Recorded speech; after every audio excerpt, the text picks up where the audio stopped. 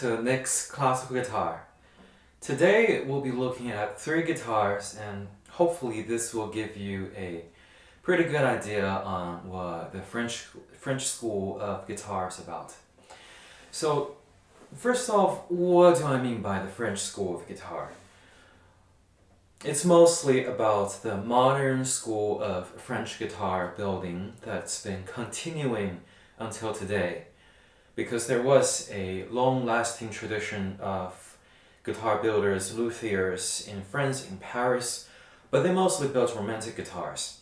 At the beginning of the last century, the tradition moved away from France to other countries until Robert Bouchet, who was a painter, at the end of his career decided to commit to instrument building and very quickly became the Grand Maestro.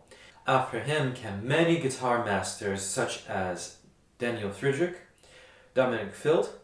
Those are the second generation after Bouchet, and the third generation such as Bertrand Ligier, Jialan, and a lot of other ones to follow. So the French school of guitars usually have meticulous and precise craftsmanship. They're usually very, very pretty, slightly minimalist designs, and the sound is similar to some regards. They are usually on the clean and responsive side, with a lot of potentials for the players to put their own sound into the guitars. So the first guitar today is a Robert Bouchet copy from the south of China by Jialan Chen. So the builder of this guitar, Jialan Chen, was a student of Andrea Tacchi, the Italian master. And like Tacchi, he did deep studies of Robert Bouchet guitars, and therefore this replica. The headstock is carved to Robert Bouchet's design, and we can take a look here. Very nice rosette by Jialan Chen, designed by Jialan Chen himself. Spruce top, Indian rosewood back and sides, and the bridge has a very unique art here with gold laying underneath. And the bridge here, something very unique about this guitar, is that it's made of maple, dyed on each sides. The reason for this is because the luthier is very meticulous about controlling the guitar's weight. This guitar is very lightly built, and to cut even more weight off the instrument, the maple here, with the same strength of rosewood, was able to cut him 7 grams of weight, making this guitar even lighter. So this guitar is seeking to replicate what's on a Robert Bouchet. Because of his late commitment to luthiery, there are a lot less works out there by Robert Bouchet, and every single one of them is about over $100,000 category. I was fortunate to have played 2 of them, and it's fair to say, I might be biased, but personally I think it's fair to say that this guitar did a wonderful job replicating the response, the sound, and a lot of the traits of an authentic Robert Bouchet. Let's give it a hear.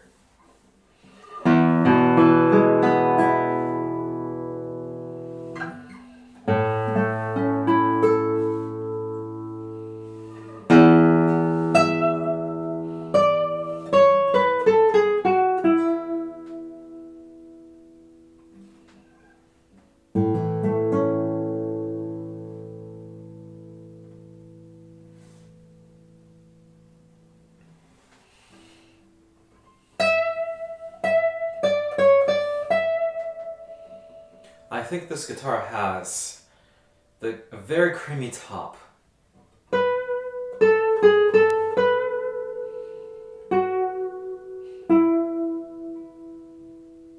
And the note heads, there is a very nice and unique attack to it.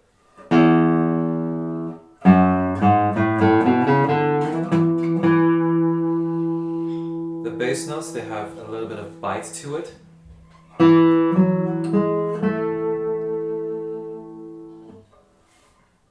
I'll play a little piece on it.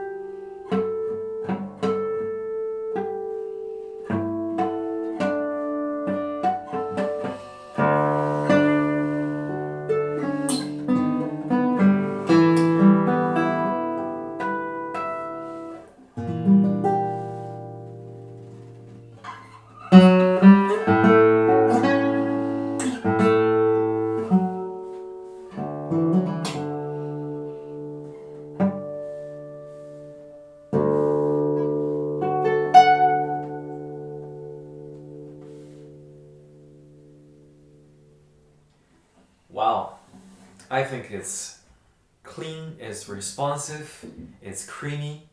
It definitely captured a lot of aspects and the spirits of Robert Bouchet.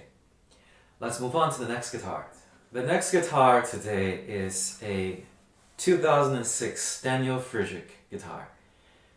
Daniel Friederich, the second generation from Robert Bouchet, had been viewed as a legend, a master.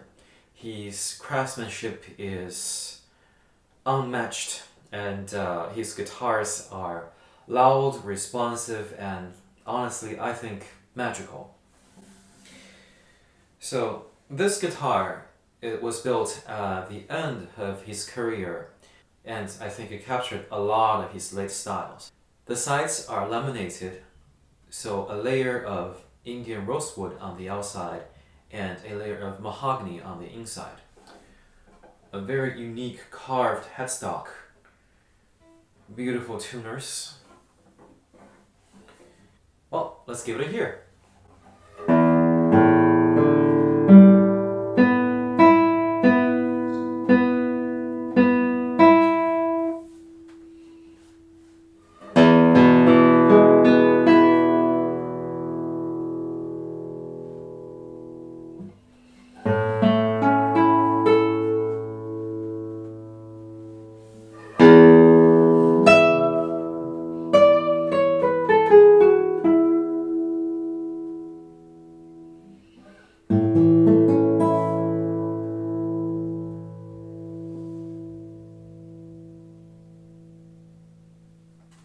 If I didn't cut it off, I think the sustain might just keep going.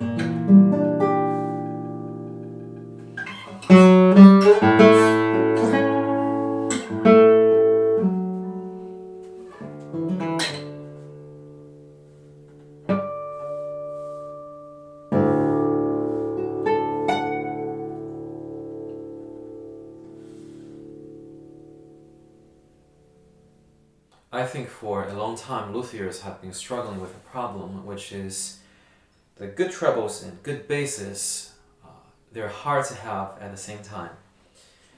For a guitar with good trebles, usually the guitar is more stiff. For a guitar that has good basses, the guitar is usually more flexible. And this is something I have been very impressed by the French builders, is that they had been successfully building guitars that are both stiff and flexible at the same time. And to me, this is close to a perfect instrument. Alright, the last guitar today is built by supposedly the third generation of the French guitar building tradition. It is a 2012 Bertrand Ligier. This is a very special guitar. It was the first guitar he built and sent to the United States. And as every young person should when beginning one's career, he was trying to stand on top of a giant's shoulder. So this guitar is very, very unique. He doesn't build guitars this way anymore. The bracing system is a copy of Dominique Field's bracing system with a 5-fan bracing and a triangle plate laying under the bridge, 2 traverse bars at the waist. And as we can see, the headstock here is carved with Bouchet's design in mind, with some extra little details. And the rosette here, in my personal opinion, shares more similarity with Dominique Field. Indian rosewood back and sides, laminated sides, and a beautiful spruce top.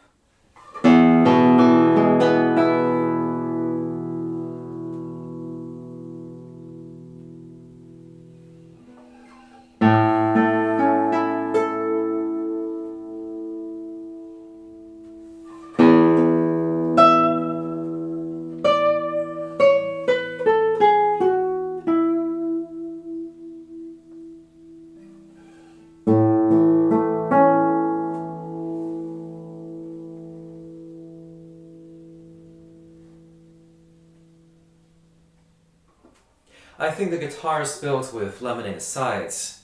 The notes have a little bit fuller body. And something that surprised me about this guitar was that the basses are rich and full, which is something, in my experience, rather hard to find among spruce top guitars.